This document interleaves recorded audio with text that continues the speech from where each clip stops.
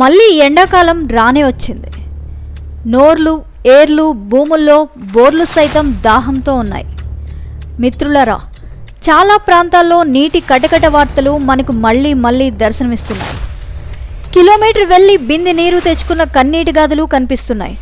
అయితే ఏండ్లకేండ్లు మనం ఈ దుస్థితి అనుభవించాల్సిన కారణం మనమే.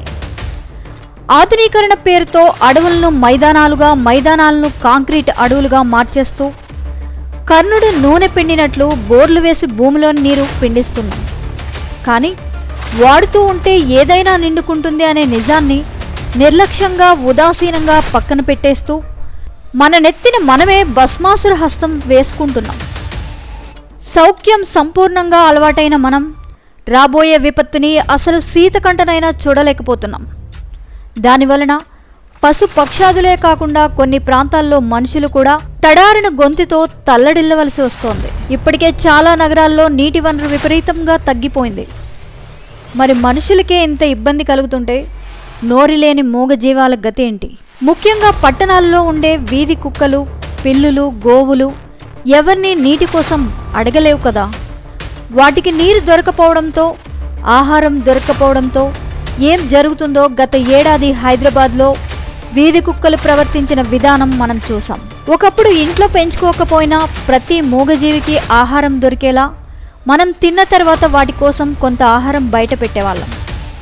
వాటితో అవి కడుపు నింపుకునేవి. కానీ రాను రాను ఈ అగ్గిపెట్టెల అపార్ట్మెంట్ సంస్కృతితో 4 గోడల మధ్య మనసును దాచేసి నేను, నా కుటుంబం చాలు అనే సంకుచిత స్వభావం పెరిగి ఇంట్లో కుక్కకు బిర్యానీ పెడుతున్నాం, కానీ ఆకలిగొన్న వీధి కుక్కలకి పాషాన్నం కూడా వాసన చూడనీయటం మానేశాం. ప్రకృతిలో అన్నీ సమానంగా ఉంటేనే భవిష్యత్తులో బాగుంటామనే మూల సూత్రాన్ని కూడా మనం మర్చిపోతున్నాం. నిలబడి ఒక్కసారి ఆలోచిద్దాం. భావి తరాలకు అందించడానికి అన్ని వనరులను సద్వినియోగం చేసుకున్నాం.